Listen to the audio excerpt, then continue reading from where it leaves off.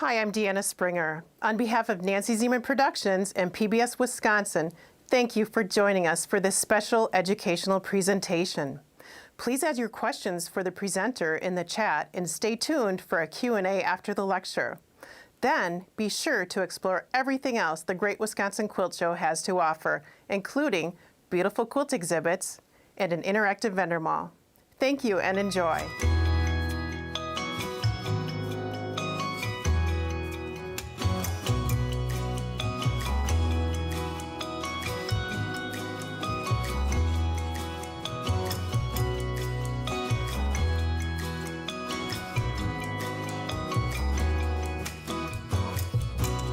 Hi, my name is Jasmine and I'm a sewer and sewing blogger from Jackson, Mississippi. I primarily sew my own clothes, but I also dabble in bag making and quilting as well. I've been sewing for about a little bit over 5 years now, and over the past 3 years, I've started mixing in my quilting techniques with my garment making, and it's interesting and it's added up to be some very unique pieces. I started sewing about 6 years ago when I am self-taught. I initially learned how to sew by making bags.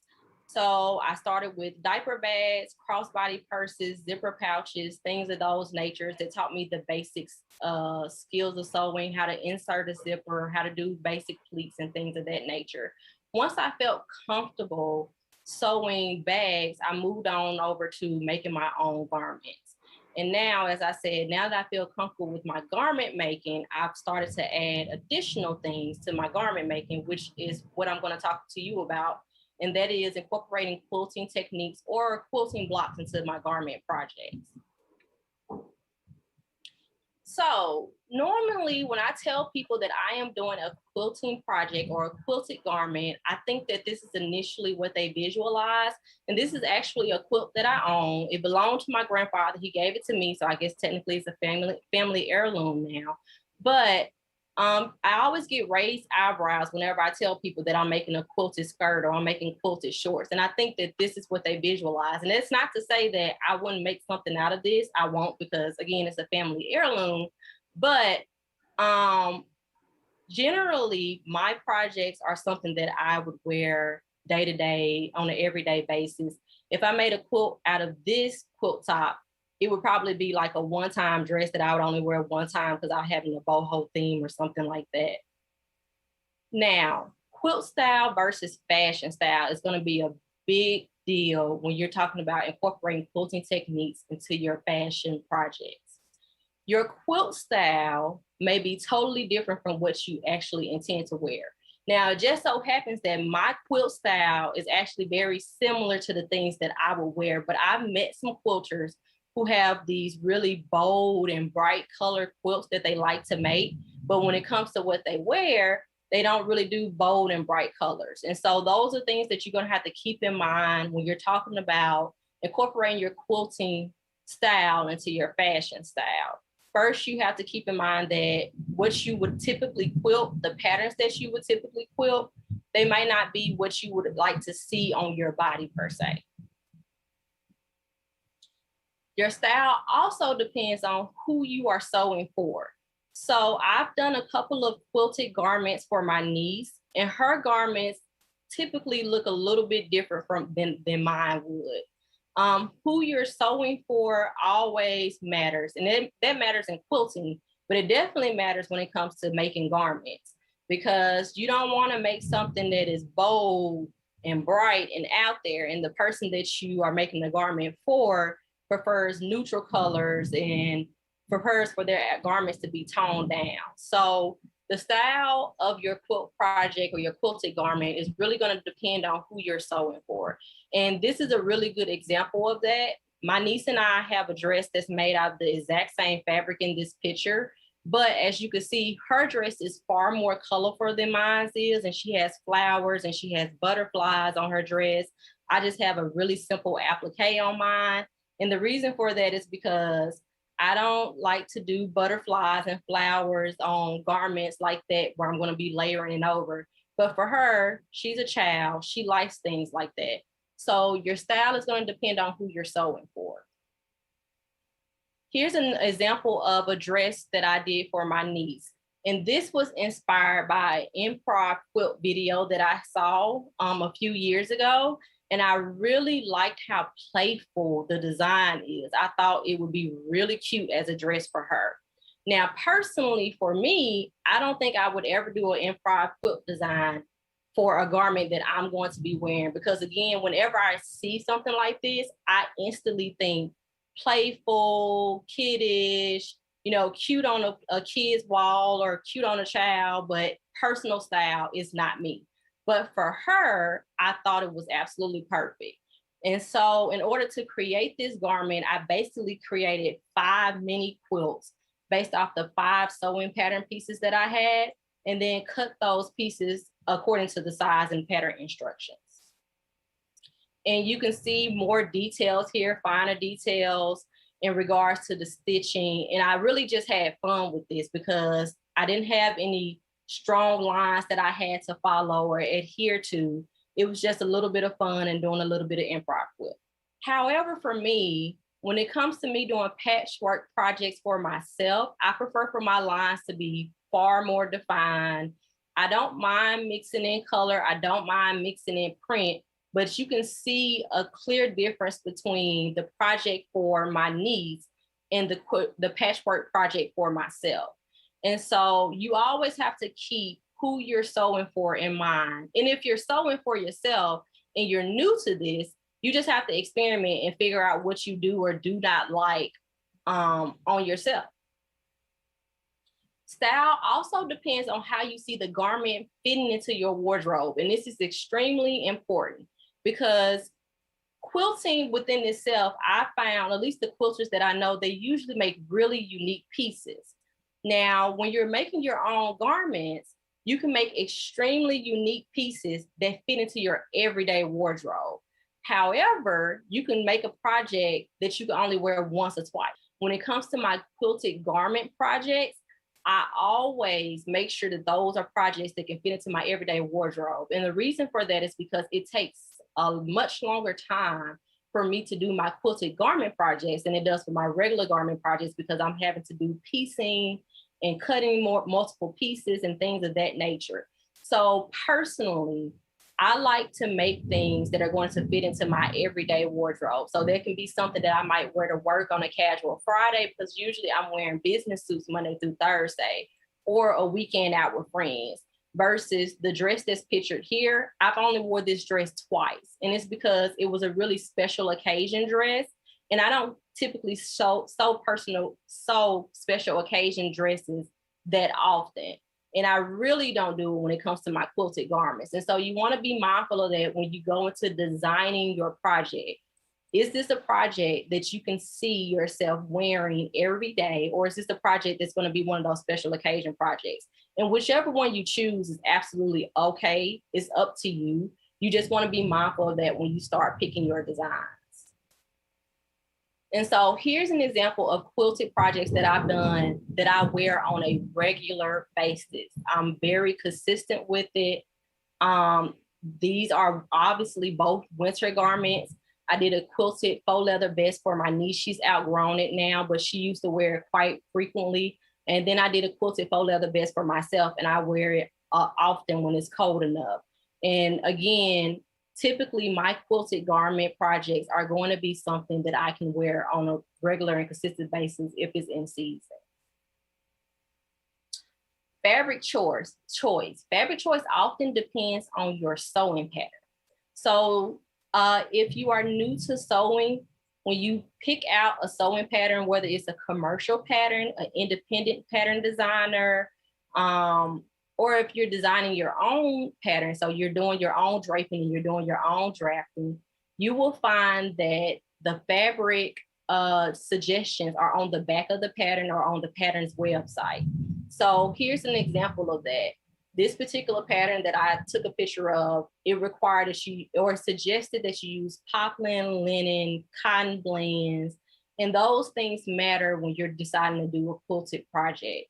The reason that those things matter is because depending on how thick your fabric is, depending on how many times you plan on cutting it up, how many pieces that you have to piece together, you're going to want to be using certain types of fabric, or the project is going to become really complicated. Fabrics that I would not recommend would be a lightweight rib knit, a ITY knit, lace or mesh knit, chiffon, anything slippery like that is going to be pretty hard for you to piece together. It's going to shift around when you're sewing anyway, and it's going to shift even more when you get to piecing things together. Also, because the fabric is extremely lightweight, it's usually designed for a pattern that's going to have a lot of drape to it. And so if you're talking about quilting designs on that fabric, it's going to become a little bit more difficult. So I would not recommend, especially if you are new to garment making or you don't make a lot of clothes, that you start with patterns that suggest that you use fabric like this. There are always exceptions to the rule. So for this particular project, this is a pleated skirt and it called for a lightweight fabric. So I used a satin back crepe. And I really wanted to use this fabric. And what I decided to do was I did a border design using my ruler, my quilting ruler, and I interfaced the bottom of the skirt only with a very lightweight interfacing, and then did my ruler design. And so there are always exceptions to the rule. It just depends on what type of project you plan on doing, how much drape that project needs, and then what type of interfacing can you use when you're doing those designs. So just keep in mind that those suggestions that I said in regards to what I would not recommend, they're just suggestions. And if you feel like there's a project that you really want to do and you really want to use that fabric, then use it. I would recommend linen is really good. I have also used cotton jersey, double knit. The shirt that I did a clip of, and I'll show it again towards the end. I did that in the chambray. So it just depends on the weight of the fabric. And it also depends on what you're trying to do with the fabric. So I really like to do patchwork things with linen. I think that it's lightweight, but it gives you enough stability that when you get to doing all of your piecing, you don't have a lot of pull and stretch and have your fabric stretching out because that affects the way that the garment lays on your body.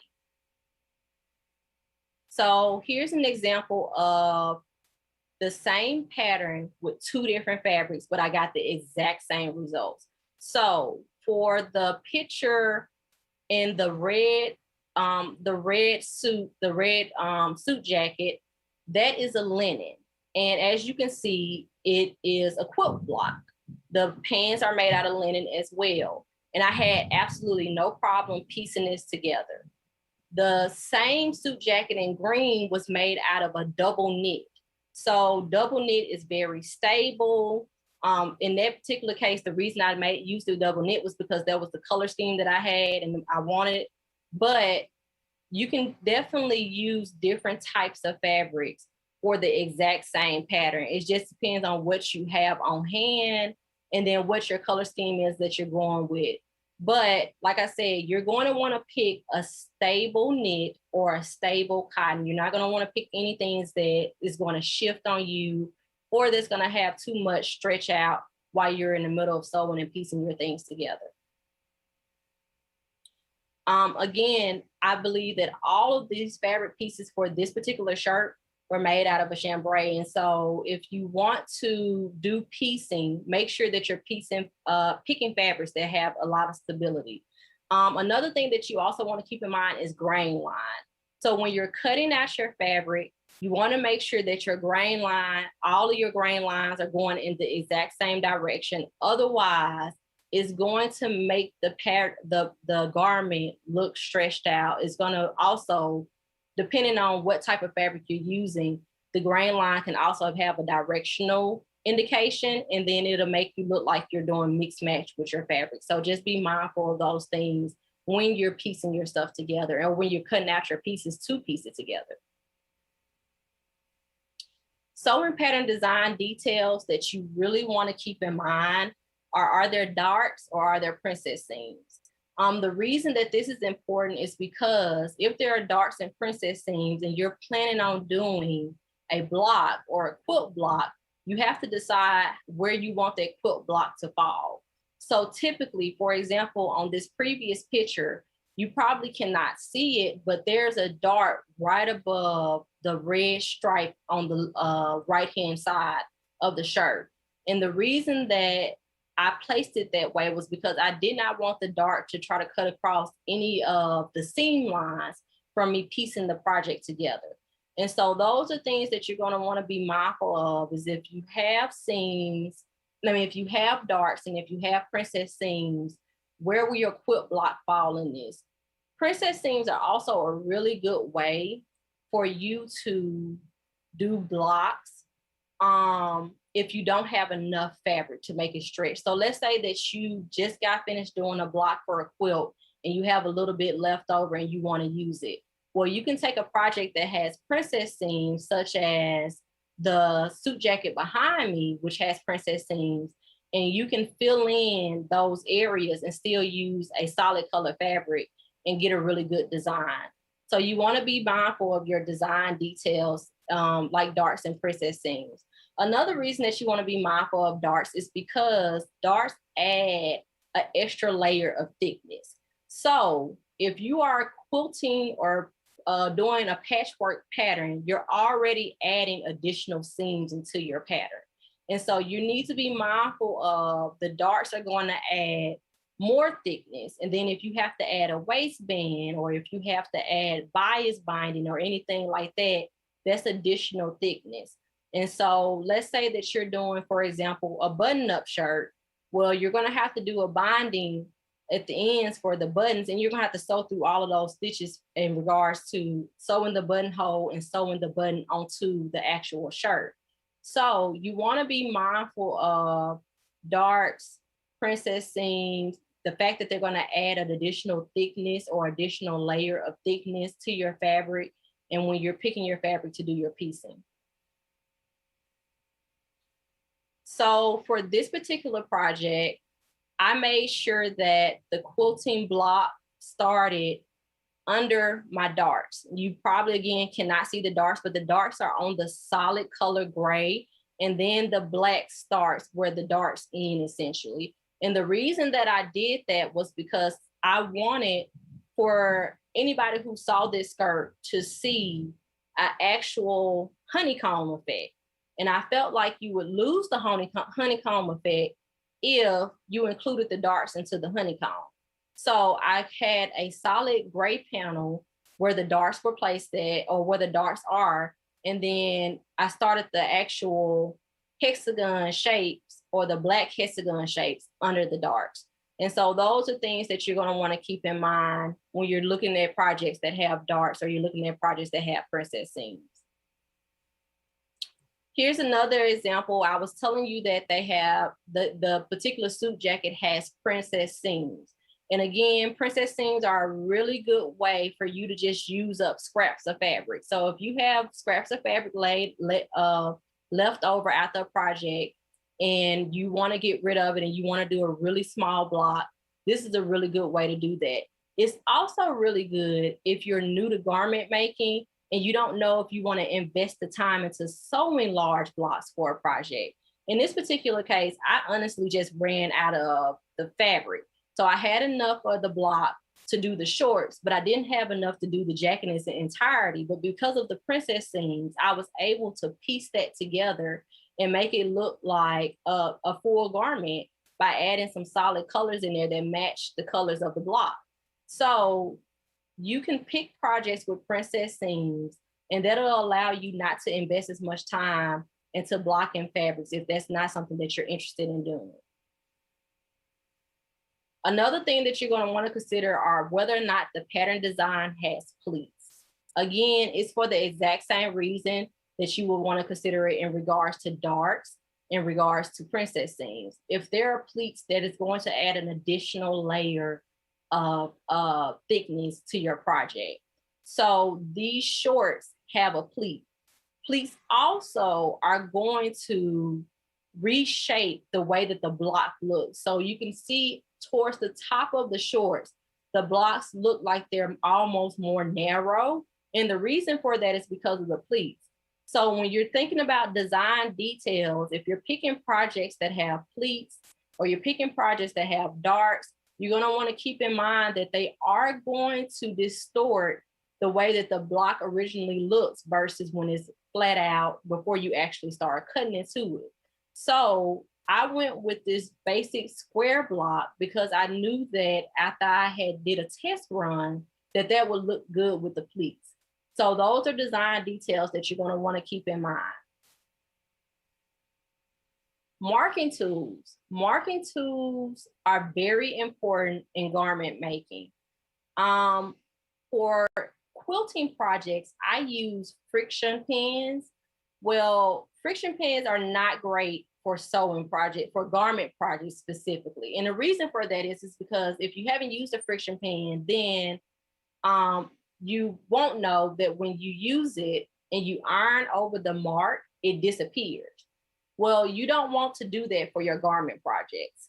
You want to make sure that the mark stays, because sometimes after you get finished with one section, that mark probably serves as another section. So it might be your stopper for example, your zipper placement, or it may be your stopper for where you're putting your hook in your eye. But whenever you're making garments, you do a lot of iron. And so it's really easy to iron over marks that you need and then be trying to figure out where you're supposed to be placing stuff. The things that the marking tools that I would recommend are chalk rollers, Taylor chalk, water soluble or disappearing ink markers, or even Taylor Tacks. Depending on the project, I have had to use Taylor Tacks as well. Chalk roller and Taylor chalk is really good, but you should test out your marking tools on your fabric first to make sure that it's going to disappear when it's time for it to disappear.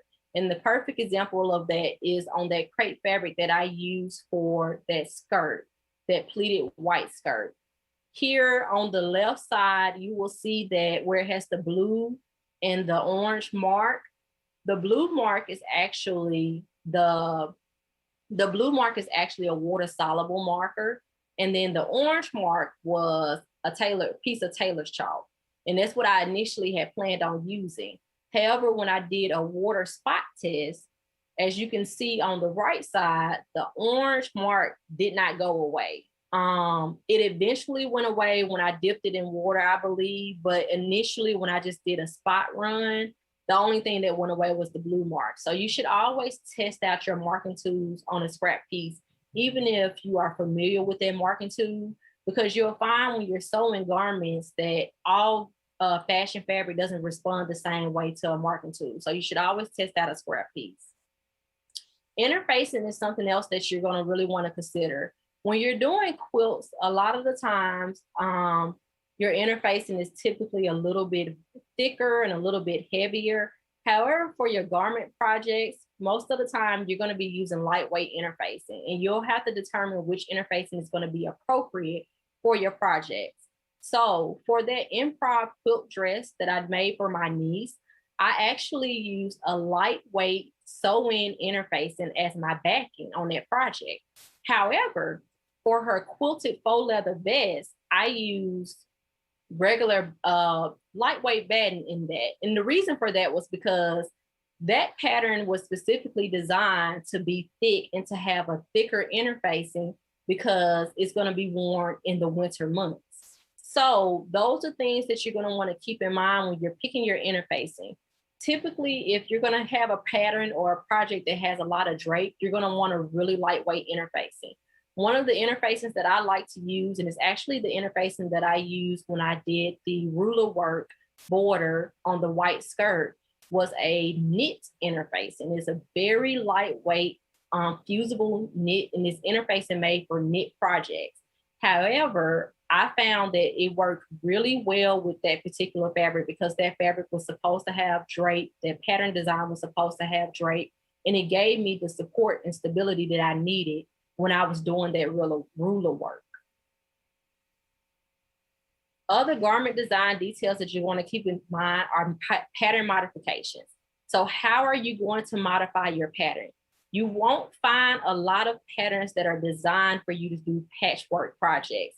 So often what I'm doing is I'm modifying the pattern that I see. And usually what I would do is I always piece together my quilt block before I cut it from the pattern. And here's an example of how I did that with the button up shirt. I actually drew out the quilt block that I planned on using, and then I placed it over the pattern that I intended to cut to make sure that the quilt block would look good on there and that it would fit in its entirety once it was cut out and pieced together.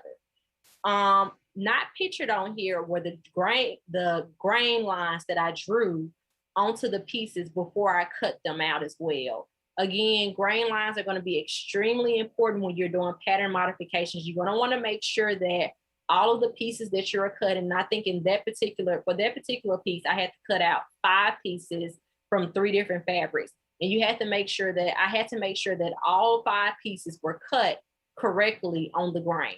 Then this is what it looked like after I cut out those individual pieces, pieced them together, and then placed the sewing pattern over it for it to be cut out. And so you're going to want to draw out your design, or you're going to have to cut the pattern piece up. I usually don't cut up my pattern pieces or retrace my pattern pieces so that they can be cut up. I like to keep my pattern pieces as is and be able to reuse them. But whatever you decide is up to you. So you definitely can take that pattern piece, for example, that is in the picture. You could take that pattern piece and cut it into the design or the quilt block design that you're going for, and add the seam allowances back to each individual piece and then cut out your pattern that way. But again, that's not my preference. I intended to reuse this pattern piece. So I made sure that I did not cut into the actual pattern. Practice or test your design ideas. And I cannot emphasize on it enough. It may seem like, it's tedious in the long run, but practice and test out your design ideas, because you may spend a lot of time doing all of these different designs on each piece and then discover that you don't like it. And now you just wasted hours worth of sewing time working on something that you don't like. And so here's a prime example of that. I was doing a bias tape design on a dress.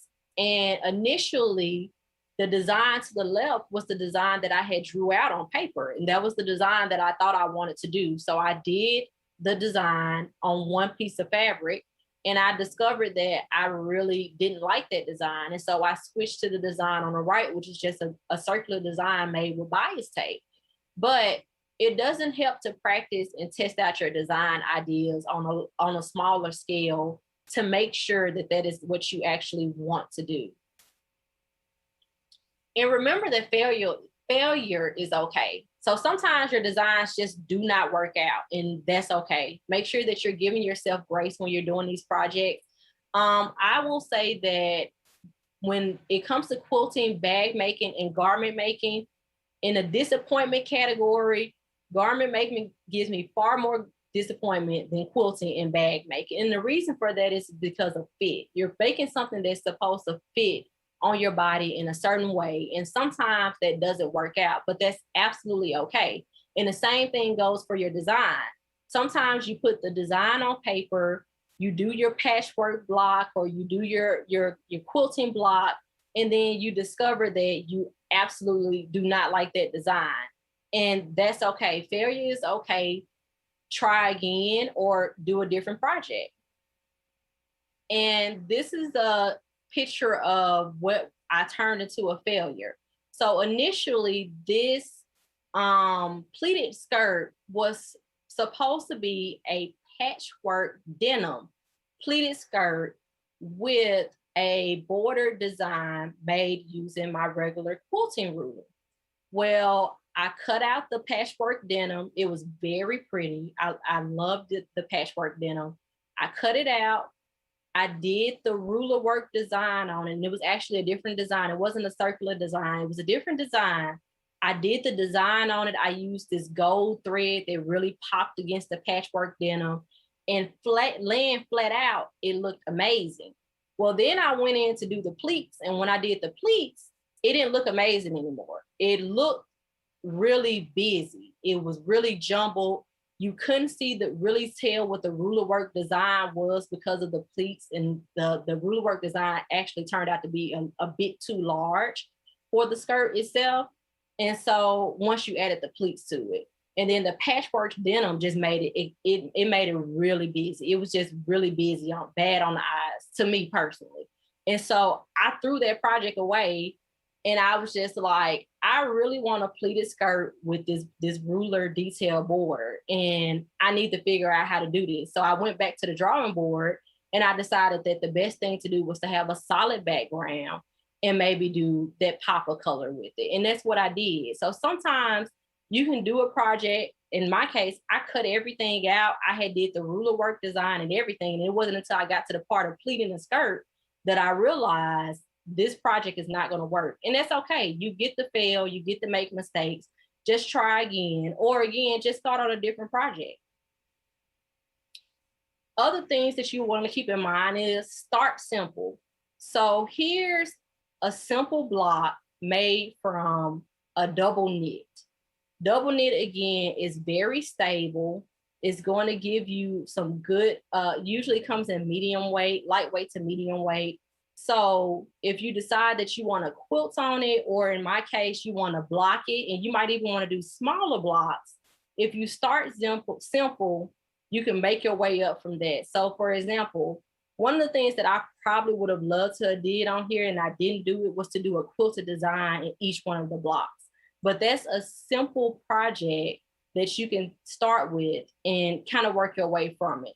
So when you're going into your design details and you're starting to experiment and practice, I would strongly recommend that you start simple, start with very simple blocks, start with very simple quilt designs. If you're going to do like a motif or something like that, because that's what I probably would have loved to put in those blocks, was like a motif. If you're going to do something like that, just start simple and give yourself grace. Another simple project that you can do is something like a bag. So if you want to dabble into quilting and garment making, start with bags. There are bags that have darts, there are bags that have pleats, or you can start with a very simple bag project like this. This is a faux leather bag. I did a very simple quilting design on it, and it really prepared me for doing my faux leather quilted vest and the faux leather quilted vest for my niece as well. So those are things that you're going to want to keep in mind. Start simple, start small, have fun. Thank you all for watching my presentation. I hope that you enjoyed it. If you have any questions or you decide that this is something that you want to do, please feel free to email me. If you go to my website, you can find all of my contact information for social media as well as email. Thank you.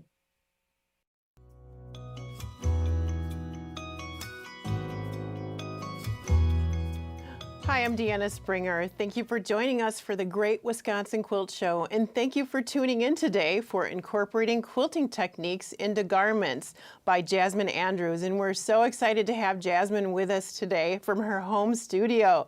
Hi, Jasmine. Hi, I'm so happy to be here today. We're so grateful you're here. Thank you for joining us. And we have questions rolling in on the live chat, so I'll share those with you. Okay.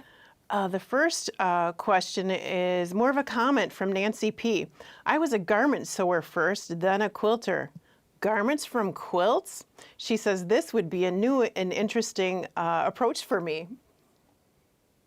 I think you would absolutely love it. For me, it always is like a conversation starter. My hexagon quilt skirt, every time someone sees that, they have a million questions about it. So if you are a quilter and you said you already have garment making experience, I say go for it, and have fun. Great encouragement. Our next comment is from Susan G. Susan G says, adorable photos. I also like your messenger bag with the African wax fabric. Well, thank you so much. I really appreciate the comments on the photo and the African wax print. I absolutely love African wax print. I have some that I've been hoarding. I should sew it, but it's so pretty that I don't want to let it go. But African wax print is really fun to sew with. So I thank you for your sweet comment about the bag. Our next question is from a viewer in the chat, and they're asking, do you ever have drape issues? If only part of the garment is quilted, do you have any draping issues? So far, I haven't had any issues in regards to drape. Like I said, one of the things that I try to keep in mind is interfacing. Usually, if I pick the right interfacing and I make sure that I cut the pieces on the correct grain line, I normally don't have a lot of issues in regards to draping.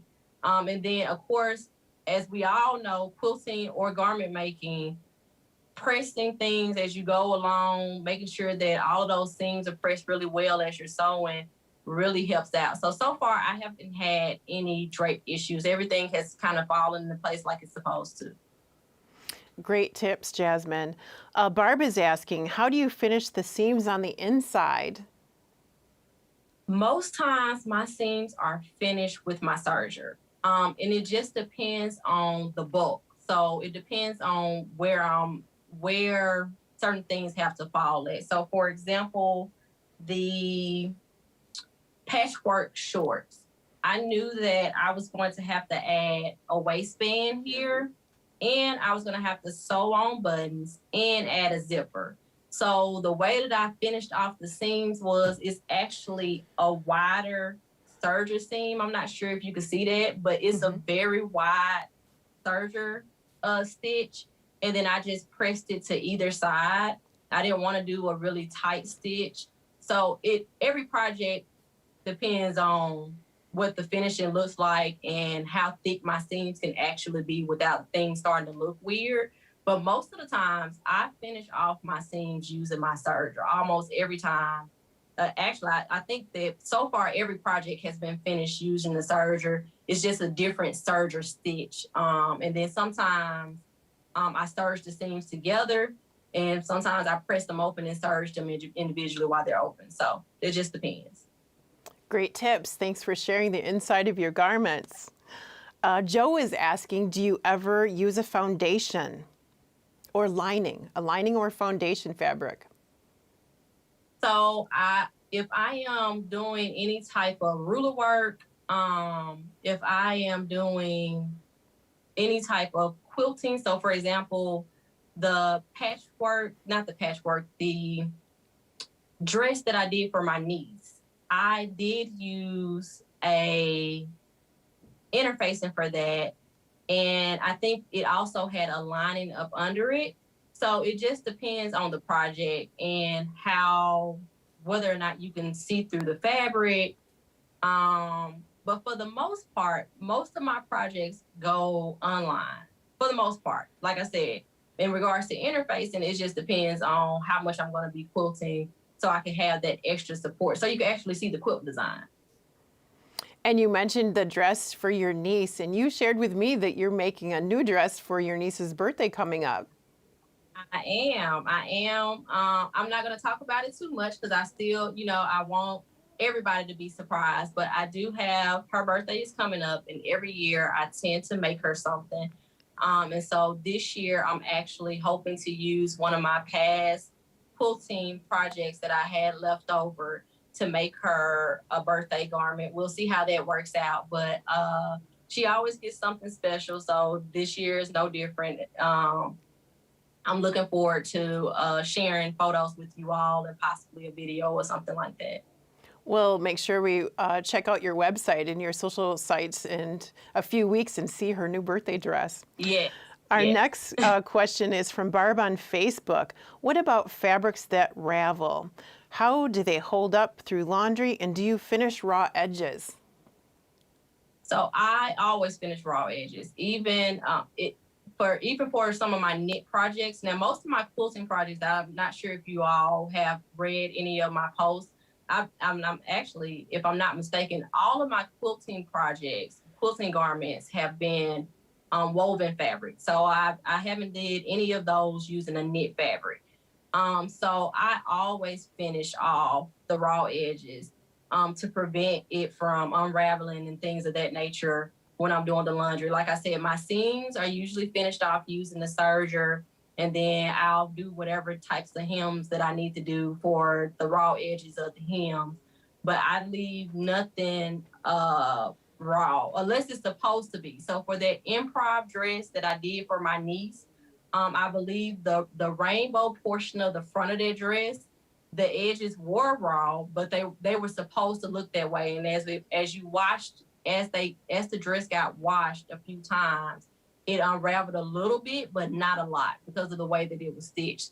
So it just depends on if it's supposed to look like, if I wanted to actually unravel. But for my projects personally, no, I finish off everything. And Benita is asking about your seams. Are the seams between your patchwork pieces 1/4-inch seams or smaller? So there usually are 1/4-inch seams. Usually I because I have the foot for my sewing machine, so it's just easier for me to do it that way. So almost all the time they're finished off with a 1/4-inch seam. If I need to go a little bit smaller and do 1/8, I will, but I try to do the 1/4-inch. Great. Next, we have a comment from Donna. And Donna is saying, thanks for the great tips, pros and cons you have given throughout your presentation, and pros and cons.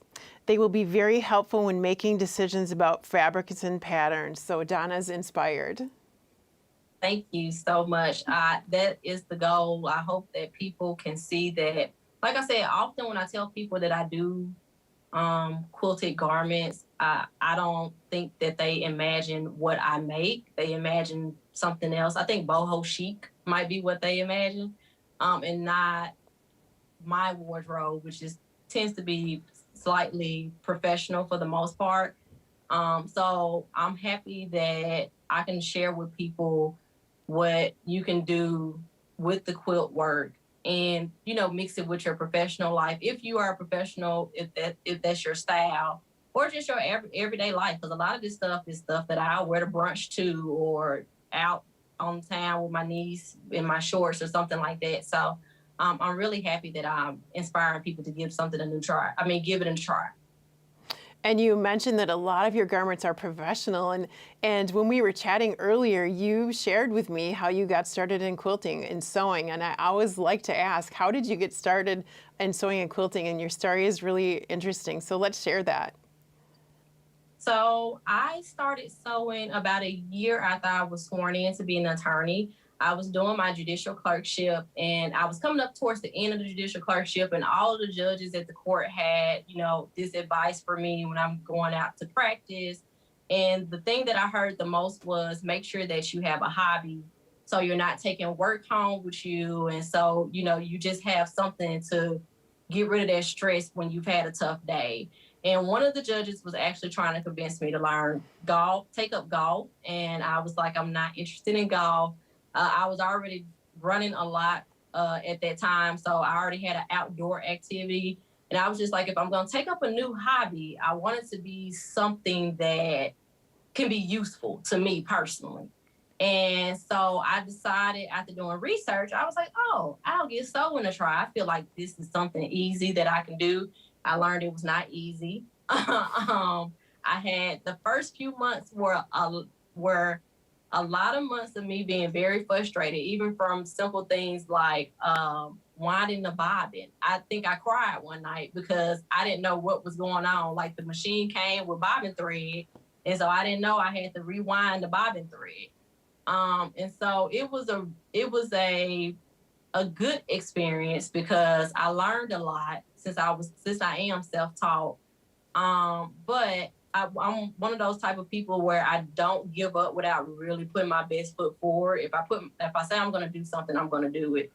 And so I'm really happy that I pushed through that and took out the time to learn and get better, because it's a huge learning curve. If you've never sewn garments or even sewing quilts, all of that is a big learning curve. I didn't know anything about bust darts. The first dress I made did not fit me properly because I had no clue that I needed to do a full bust adjustment. And so all of those things and experiences were really good for me. And they were a great distraction from practice, because when I came home, I left work at home, and then I get home and I get on to the sewing thing. And sometimes I would actually, back in those days, I would sew way more than I should. I remember staying up to 1 or 2 o'clock in the morning sewing and going into the office and having to drink like 3 cups of coffee because I was sleepy. But I pulled back on that a little bit as I got better. That's my how did I learn to sew, or why did I learn to sew? And the quilting thing was, like I said, those were, I think for me, the stuff that I quilted initially were like pillowcases and stuff. And so the patchwork pieces that I did were I made a pillowcase, like an owl pillowcase for my best friend, and it was all different types of owl print. And so quilting and making things that could sit at the house, or bags or things like that, it felt easy, it felt natural, it felt like a good way to teach myself. And it was a good way to teach myself. And so that's kind of how I got into the beginning stage of quilting, and then eventually it just transferred over to, I'm going to incorporate the things that I've learned from these beginner quilting projects into my garment making as well.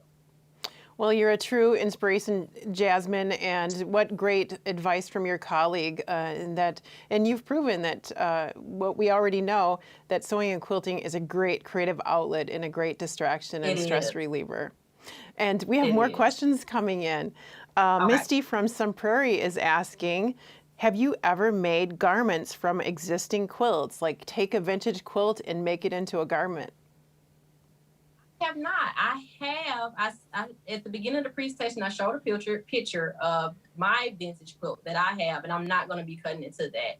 I have been on the search. I've been looking out, going to thrift stores to find a older quilt that I really like, but I haven't come across one yet.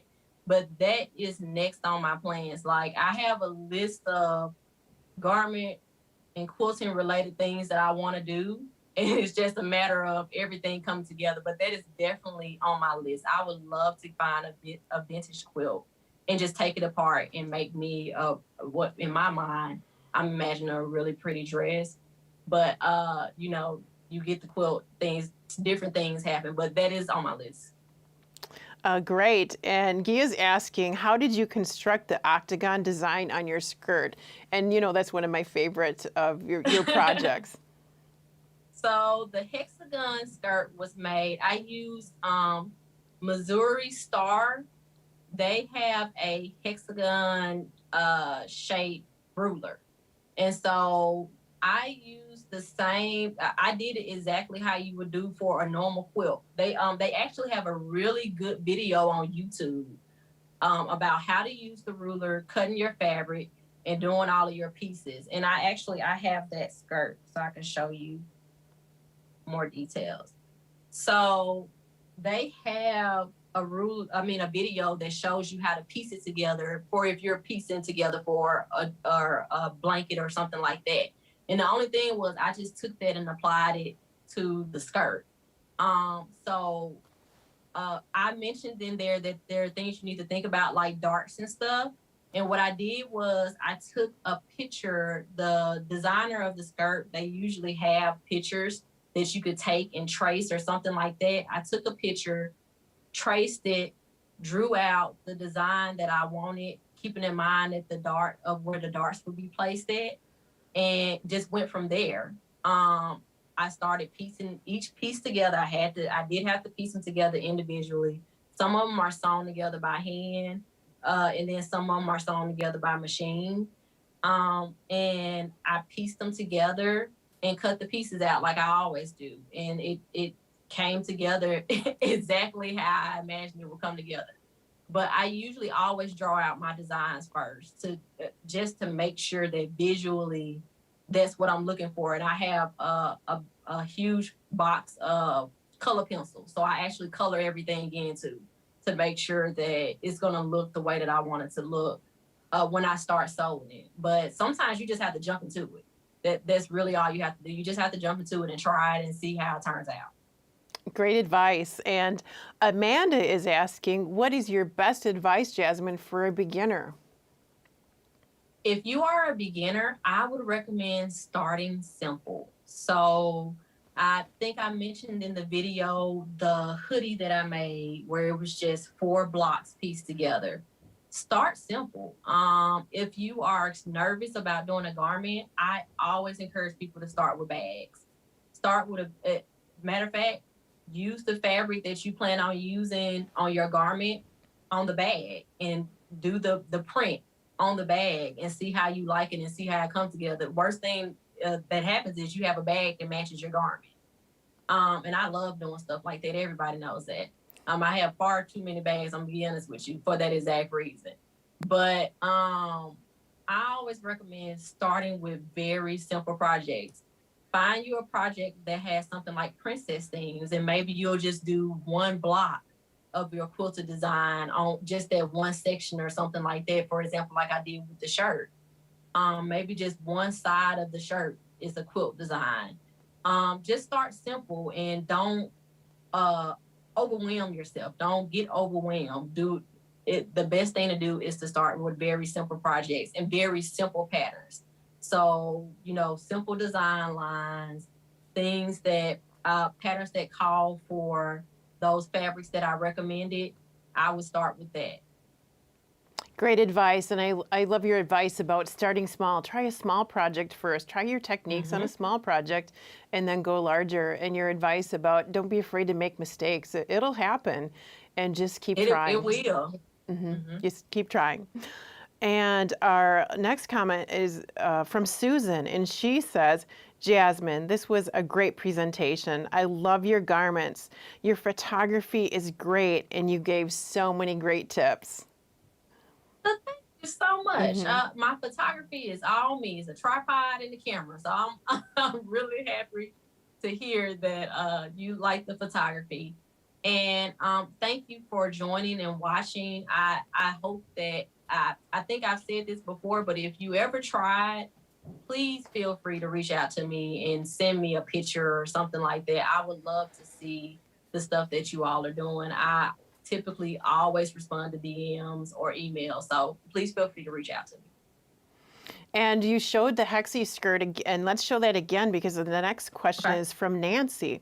Nancy is asking, were your hexagons appliqued or is it piecing? Because when we look at it on the monitor, it looks like maybe you appliqued those onto a background fabric, but they're pieced. It is not appliqued, it is pieced.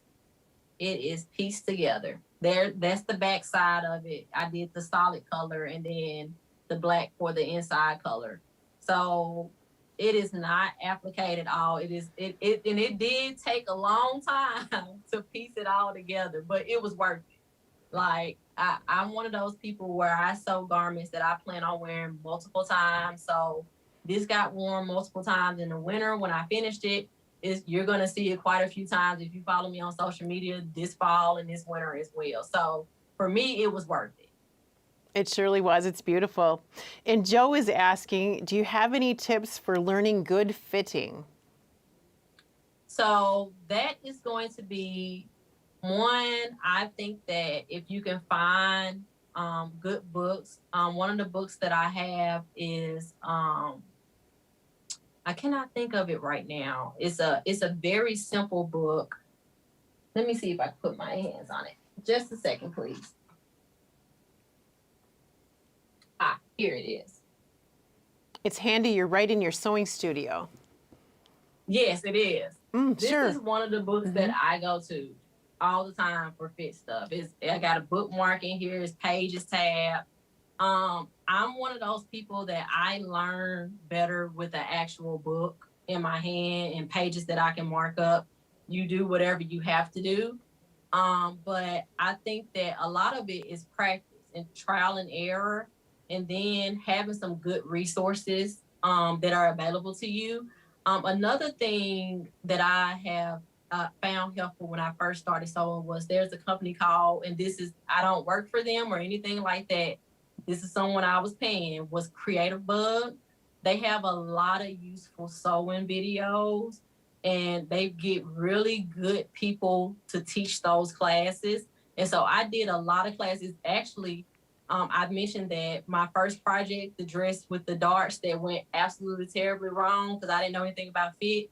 That's where I learned about bust darts and bust adjustments. I joined Creative Bug. They had a video, I think, about dart full bust adjustment and making adjustments. And I was like, oh, this is what I did wrong. And then it was just trial and error. I had to make muslins and figure out what size my bust adjustments need to be and things of that nature. So a lot of it is just making sure that you have really good resources. You're going to have to practice and do trial and error. Don't be scared to do a Muslin. I know some people find it to be a waste of time, but sometimes it's worth it. And then find some good online resources if you can't find any local classes. If you can't find local, there are a lot of great online resources out there for you. Those are great tips, Jasmine. Thank you so much for sharing your expertise, and thank you for joining us today. It's been a real joy. Thank you so much for having me. And again, you all can find me on my website. It's www.streetstitchery.com. There's all of my social media information on there as well. And my email address is the same. And if you want to reach out to me, feel free to reach out to me. Thank y'all for having me. I enjoyed everyone. We've so enjoyed you tuning in today and everyone watching. And be sure to head over to quiltshow.com and take in all the special quilt exhibits and visit the vendor mall. Enjoy.